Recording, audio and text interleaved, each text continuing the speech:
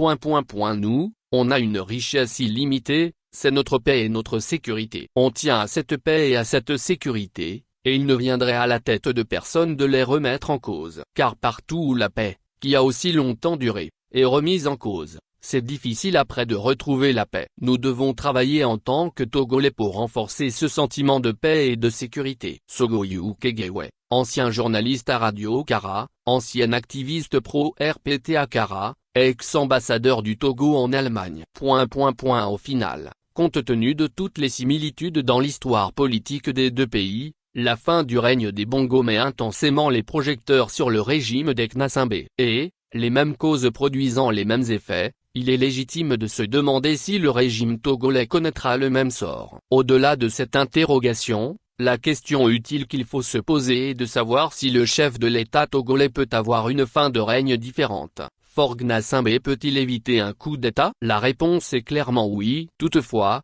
pour qu'il en soit ainsi, il lui faut d'abord renoncer au 5e mandat, après 20 ans de pouvoir. Nathaniel Olympio, président du Parti des Togolais. Voilà deux déclarations juxtaposées émanant de deux personnalités togolaises sur la situation politique de notre pays le Togo. En lisant le premier extrait, surtout pour tout observateur étranger au Togo, le pays dont parle notre ancien ambassadeur, M. Kegewe Sogoyou, serait un paradis sur terre en termes de liberté et de paix. À écouter l'ancien activiste, pro-RPT et pro-Eyadema à Kara au début des années 90, faire ses analyses sur New World TV, on aurait l'impression que notre pays est vraiment cet îlot de démocratie, où l'alternance au sommet de l'État, le respect des droits de l'homme, la liberté, la paix et le partage équitable des richesses à tous les citoyens sont une réalité.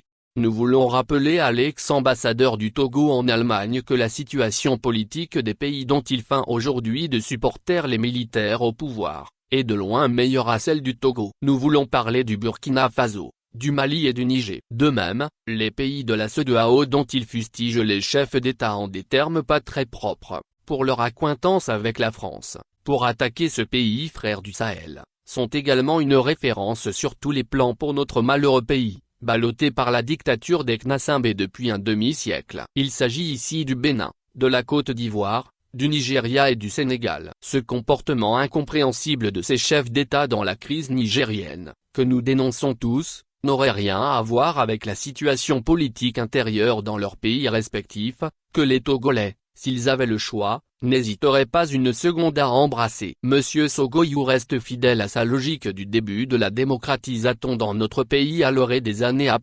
90, où il fut un farouche opposant à l'opposition togolaise. Il lui est aujourd'hui difficile de se débarrasser de sa carapace d'activiste pro-RPT, pour ne pas dire, de chef milicien qu'il fut à Kara, en faisant la chasse à tout ce qui ressemblait à toute autre façon de gouverner que celle des Knassambé.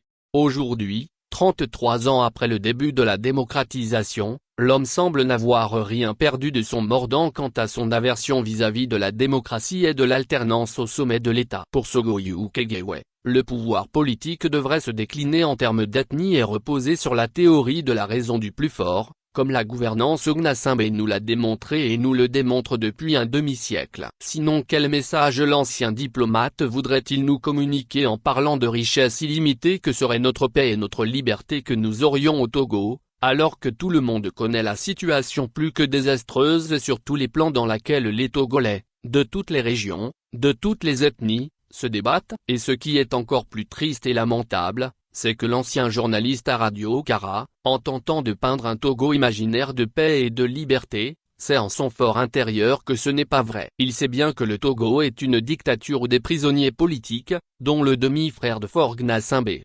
Pacha, se comptent en plusieurs dizaines. Il sait également que plusieurs Togolais, civils comme militaires, pour des raisons politiques, sont contraints à l'exil. Le corps du colonel Toussaint Bitala Majlba, assassiné dans son bureau au camp militaire, le 4 mai 2020, se trouve toujours à la morgue.